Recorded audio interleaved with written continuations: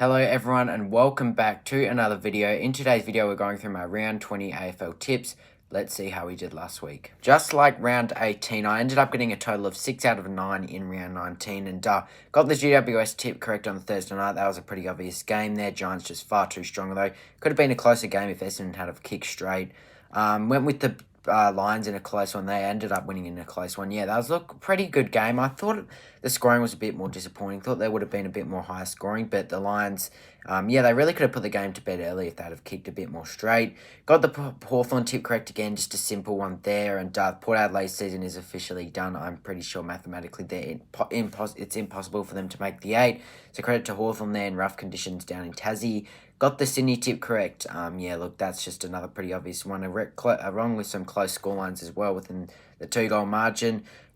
Did get the Melbourne tip incorrect. I thought that the D should be too strong for the Blues, but the Blues snapped their 4-game losing streak, and credit to them. Was a bit of controversial fashion, but they still won at the end of the day, and they probably were the better side because they got off to a much better start, and pretty disappointing for the D's fans.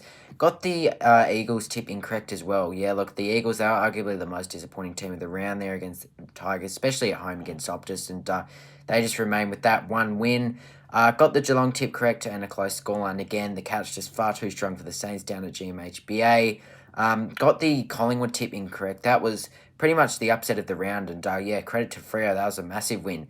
They should really be making the 8 from here now. And Collingwood have lost 2 in a row, which is interesting. And then the Adelaide tip, which was an absolute blowout to the Crows there. Got that tip correct. It definitely didn't get a close scoreline. I thought it would have been a much more interesting game, but doesn't seem so. Gold Coast went goalless in the first half, so got 6 out of 9, but let's get into this week's tips. Now, we do start off on the Thursday night at the G. Look, not the most intriguing contest, but it is the Hawks and the Blues. Now, the Hawks down in Tassie they just did enough. Jack Ginnivan did his little celebration to kick the sealer and did a little celebration that to Ken Hinkley for a bit of revenge from last year's semi-final where the Hawks did end up losing, but he did that to Ken Hinkley, the little celebration, and Ken took it very well. But look, that was probably the main highlight of the match there. Power in it for the first half, then the Hawks just really did their outclassy things pulling away, and a much-needed response after that loss to Freo the prior week. As for the Blues, well, they got a win for the first time in 5 weeks. And, look, they probably did deserve the win in the end, even though it was a bit of a controversial fashion. They had a really good start to the game. Charlie Curnow was firing up early. It was pretty much an offensive battle between him and Keziah Pickett. But, look, Charlie Curnow, he got a bit more back in form, and the Blues were just able to transition the ball with some of Melbourne's out, some of their poor midfield. They were just able to transition the ball a bit better and give Curnow more of a chance. But coming into this, it really should be a Hawthorn win. I just think overall their chemistry is just better than the Blues. The Blues are still missing quite a few players at the moment. And, I feel like the Hawks just should be winning this. Gunston, I feel like this is another chance for him to kick quite a few more goals, especially with how poor the Blues' defence has been in the last few weeks. So, just really not the most intriguing Thursday night game here. And I'm going to be going with the Hawks. I think it's a pretty obvious tip. They really should be winning. And they could possibly still make the top 4 if they do win this by enough. And I'm going to be saying the Hawks win this in a pretty average Thursday night game by 26 points at the G. We start off on the Friday night now between 1 of 2 on the doubleheader. I don't mind this doubleheader on the Friday night, especially when you do have kind of like a rivalry derby thing here. But we do have the Bombers and the Dogs under the roof at Marvel. And again, kind of just the AFL fixturing hasn't just been the best this second half. And maybe that is due to the competition not being as close as it is recently in the last few years. We have been getting some really good fixtures on the primetime slots. But maybe since the competition isn't as even this year, some of the slots just aren't that intriguing. It's pretty much another boring one here between the Bombers and the Dogs. Now, the Dogs have lost their last 2 after being in some great form, and they really do need to win this, because if they don't win this, I can't really see them making the 8. The only thing that is saving them now is their percentage. A bit unlucky that they have got a bit of a tough run home, but we'll start off with them against the Lions. Look, they just gave up too many inside 50s, and when they did enter their D50, they were just really sloppy and gave Brisbane just too many scoring shots. And to be fair, to Brisbane's credit, they could have really put the game away earlier on. The Dogs, they were just pretty disappointing, but they did fight back in the end. Unfortunately, went down. As for the Bombers, I think they've lost like 7 in a row or something. under the roof at Marvel. They've lost their last, I don't know, 7 games. So I could maybe see them winning this. You just never know if the Dogs are going to show up. But again, kind of like the Carlton Hawthorn tip, it's not the most intriguing Friday night game, primetime slot. And luckily there is a double header, which the next game we'll get, which should be much better than this. But I just can't really see the Bombers winning. They just have too many outs at the moment. And I think the Dogs, they should be able to take advantage of the midfield and couple of spots around the game under the roof at Marvel, and they do play their best footy at Marvel. They did lose their last one to the Crows, but they really should be responding. And last time they played the Bombers, they had a really good start to the game where I think they're like 60 to just 3 behinds or something. And I think if they can do that again, they should be able to put the Bombers to bed here. I'm going to go the Dogs by 29 points under the roof at Marvel. As I said, luckily there is another Friday night game, and I think once this game does start, we'll all be switching over our TVs to this game. We do move over to NG Stadium where we have the Giants and the Swans battling it out. The Battle of the Bridge. Now, in recent times, the Battle of the Bridge hasn't really been the best as it's probably lived up to in the hype, with the Swans winning the last 4 Battle of the Bridges. And I think this is a really good chance for the Giants to break that streak. Look, the Swans, though, they do need to win this game. They had a plucky winner over North, but let's be real, Isaac Heaney, he was the main man of the match, really. I think he kicked 5 goals and really could have kicked quite a few more. I think he was pretty disappointed that Dean Cox did take him out halfway through that 4th quarter, but they just did enough against North, so it was an alright win. But right now they do need to play for a bit more of percentage, and mathematically they are still in the 8th race, really, but they cannot drop a game, and it only just gets tougher with their next few ones. I think they play Brisbane. I think they also do play GWS here as well. So yeah, they really need to win this game. If they don't win this game, mathematically they have no chance, which does eliminate it down to 9 teams. As for the Giants, look, they just did enough against the Bombers. The Bombers probably could have made it a much more closer game earlier on. They didn't look the strongest earlier on, the Giants under the roof, but they did enough. They pulled away and they got a 48-point win, and you'll take that. I think you would. Probably should have been a closer game with the Bombers' inaccuracy, but this should be a pretty good game, and probably the toughest game to tip of the round, you could arguably say. And I think, considering that the Swans do have the edge over the Giants recently, we saw them get up in that final last year, they have won the last 4. I definitely do think that the Giants will want to be winning this, because if they do win this, it's just going to be a race for them in that 4th spot. I think the Crows will end up finishing top 3 in my opinion, even though they're only a game ahead. So both teams need this win, especially the Swans, because I think the Giants should have the top 8 spot racked up now. They've won 5 in a row. I'm going to be going with the Giants, despite the Swans winning the last 4 Battle of the Bridges here. I'm going to go with the Giants in the Sydney Derby. I'm going to say the Giants win in a pretty decent game of football, but 11 points down at NG.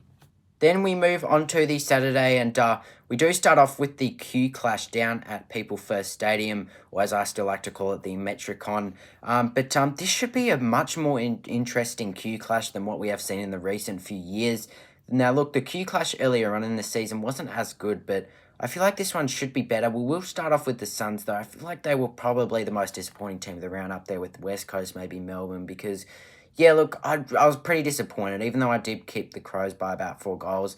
The way that the Suns started that was just really poor, and they have been getting the wins recently away from home. They've proven that they can do that, but at the Adelaide Oval, they're really a poor side. They can never beat the power there, and same story with the Crows. They just absolutely demolished them. Thilthorpe had a massive day out, and some of their players like Rankin just dominated as usual. And yeah, it was pretty disappointing for Dimmer and the Suns.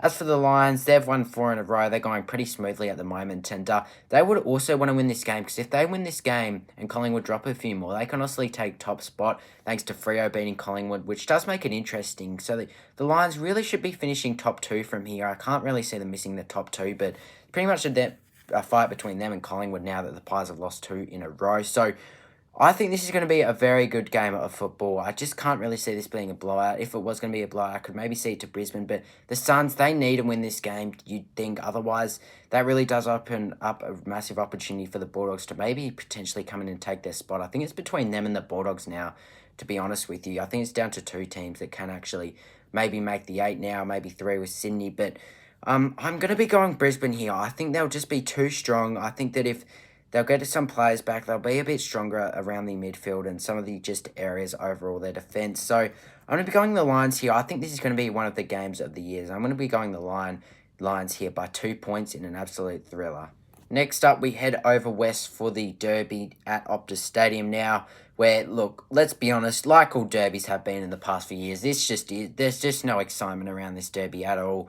The Dockers should be the clear favourites coming into this game, and the Eagles are $12.50 to get this one done. So, but we will still preview it. It is the Dockers and the Eagles, but yeah, look, we'll start off with Fremantle. They were really impressive at the G, getting the win, coming back down from, I think it was 20 odd points in the last quarter. You'd expect Collingwood to just run over the top of them, but they did keep fighting. But I will give Collingwood the credit that it kind of was a bit more of a controversial game, and some of the calls were actually going against the Pies, which I thought maybe could have cost them. But I'm not going to say that the Pies were robbed, but I just thought it was a bit controversial fashion. But the Dockers, credit to them. Don't get mad at me, Freo fans, but yeah, look, I feel like it was still a bit controversial, but they probably did deserve the win in the end with the fight that they showed. You know, Shea Bolton kicking the winning point with about a minute and 10 seconds left. But yeah, look, anyone's game, but credit to the Dockers. They really stood up, and that's what they're going to need to bring if they are going to make finals. They will have to bring that because they're most likely going to be playing an away final if they do finish at the lower end of the eight. So they'll need to bring that.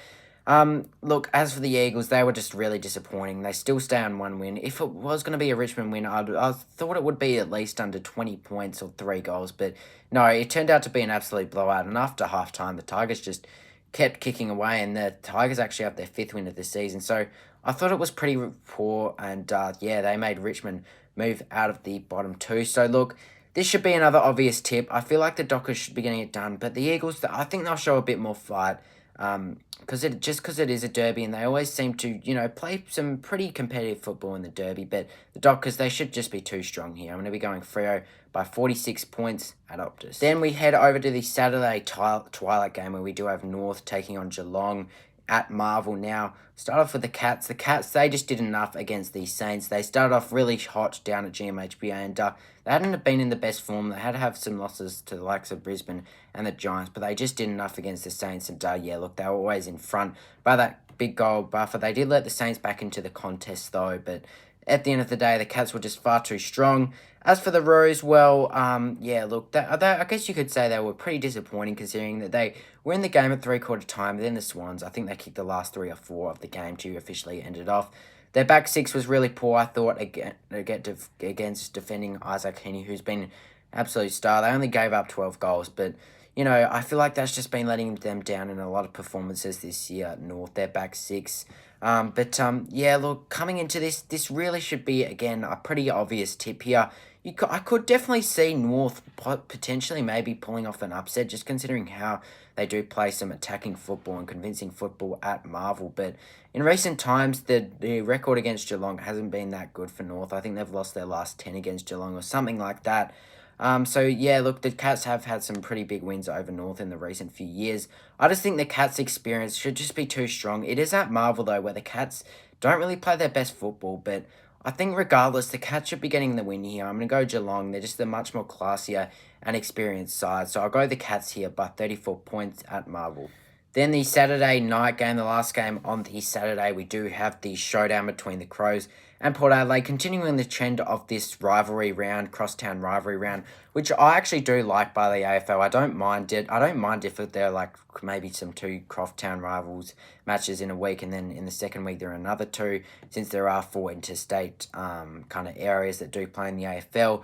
But we do have the Crows and the Power. Now the Power, they've been in a bit of a kind of going, I don't know, just kind of rainbow form, win-loss, win-loss, win-loss, kind of roller coaster form. So they've been very inconsistent in the last few weeks, and I think their season, I think, mathematically is over. So they were never going to make it with their poor start, but now they're pretty much just playing, I guess, for pride, I guess. And as for the Crows, they've won 4 in a row on the trot. They are looking pretty good at making the top 4, and if they do win this with a couple of their results going their way, I think they really should be finishing top 4, and they've just been a really highlight reel, especially on offense this year, and their defense has gone underrated very well. Their back 6 is really holding up, like with some guys down there that have been doing a really good job. They held the Suns goalless at halftime, and by the first quarter, the game was really done and dusted. They never let the Suns back in it. Maybe in the third quarter they did, but it was always just too much of a task for the Suns to get back in the game. So, look, this isn't one of the more showdowns that we'll kind of be excited for, like in recent ones. But I do think this should be a pretty decent game. I think this will be a high-scoring game, a real attacking game, because both these sides do like to play attacking games at the Adelaide Oval. But this is a massive chance for the Crows to take that top four scalp, and I really think they should here. So, yes, I could see the power getting up, but the Crows, they've also got the recent history in the showdowns. I believe Port Adelaide have only won one in the last 6 showdowns or something. So I'm going to be going with another Crows win here. I think they'll get it done quite convincingly. I'm going to say the Crows get it done at the Adelaide Oval by 28 points. Then on the Sunday, we do start off with Collingwood and Richmond, just one of 2 games. And well, Collingwood and Richmond are actually in the opposite form in their last 2 games. Richmond have won 2 in a row, and Collingwood have lost 2 in a row. So, yeah, look, I feel like this could be a much more closer game than people do expect, but this is a massive game for the Pies, really, when you think about it, because if they somehow lose this, they can honestly lose top spot with Brisbane playing Gold Coast if they win that. But realistically, coming into this, they're playing Richmond, who aren't the strongest opponents, but let's be honest, let's give it credit to the Tigers. There are people out there that thought they wouldn't win a game this season, but they've won 5, so yeah, look, they haven't had the best season, the Tigers, like we were expecting, but they've still been getting a few wins just to make their fans happy, which is good to see. And they're out of the bottom 2 now. They did overtake North, and if they do finish above North, that would be a massive flex, especially them to North, who North have been rebuilding for a good, 6 years now, and the Tigers have only just started, and finish above them would be great, but I don't think they'll get a win here. They're coming up against the Pies, which will be tough. We will talk about the Pies. Look, as I said, I thought that they did kind of go down in controversial fashion. Some of the free kicks that were played in that game for both sides really were quite odd. But, yeah, look, the Pies, they were missing a few players like Oscar and Elliott that are kind of maybe a bit, not crucial, but really do help out that side. And if they aren't playing, you feel like you always are against a chance against Collingwood. And like I said in my last video, I think we saw it with Sydney, we've seen it with Brisbane, we saw it with Collingwood a couple of years ago. Around this time, kind of in that middle, late patch towards the season, they do kind of drop a few games here and there, the 1 seed, but I think they really should be winning this game. They should be. I just can't see Richmond getting up. I do think this will be a very competitive performance by Richmond because they haven't really had a game where they've been thrashed this season. I think they've only had maybe one 80-point loss this season. But look, I think this actually might be a decent game. But I think Collingwood, they'll have their noses in front. But the Tigers will play a pretty good game of football. I'm going to go the Pies in this one, only by the 19 points though. I feel like Collingwood, they're a bit out of form, but they should have a bit of a response here. And yeah, I'm going to go the Pies in this one by 19 points at the G.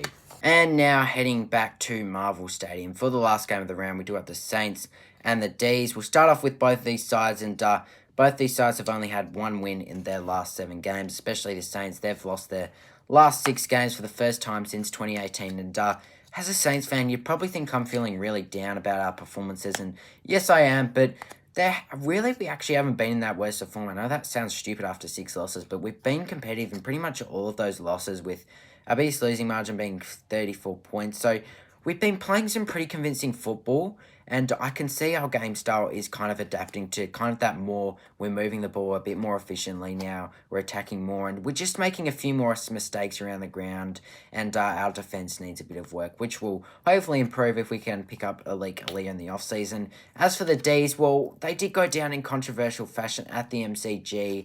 You could argue that Melbourne were probably robbed, but let's be honest, they were probably still disappointing, especially their start. Even Simon Goodwin said it in the press conference. Their start really let them down. Some of their star players just couldn't really step up to the occasion, unlike Cozzy Pickett, who kicked, I think, 4 goals. So he was really good. But yeah, look, some of the umpiring decisions were really poor in that one. Well, I wasn't watching it. So yeah, look, I thought it was really poor from the Ds kind of to their fans because, look, they had a win against North, but it kind of just all went to show that they probably can't beat the best sides in the comp anymore, the D. So I think this is a really good chance as a Saints fan for the Saints to get back on the winners list here. I'm really hoping that we do get a bit more of reward for effort because we have been playing a bit better football recently, and we could have probably had at least 2 wins. I will say again, though, against the Cats, they were just the far better side, and yeah, look, Mason Wood kicked a really good goal. I like that. As a Saints fan, possibly a goal of the year contender, but I'm going to be backing in the Saints. I think at Marvel, we did beat the Ds earlier in the year, despite the Ds. They kicked like 7-21 or something, so they could have easily won probably not won, but they probably could have made it a much more closer game down in Alice Springs if they could have kicked straight, but We don't play the best against the Ds. We beat them earlier in the season, but I'm going to be backing in the Saints. I feel like we deserve a win, and we should get it if we can play like we have been playing the last few weeks. We've been really inaccurate ourselves, so hopefully we can be a bit more accurate and get some reward for effort here. I'm going to be going the Saints by 15 points to end off the round. So those are my tips for the round. Hopefully it'll be a good round with a few more derbies and derbies this week, some rivalries. Hopefully that makes a bit more of an interesting round, but make sure to hit that subscribe button if you haven't already. We'll see you in the next video.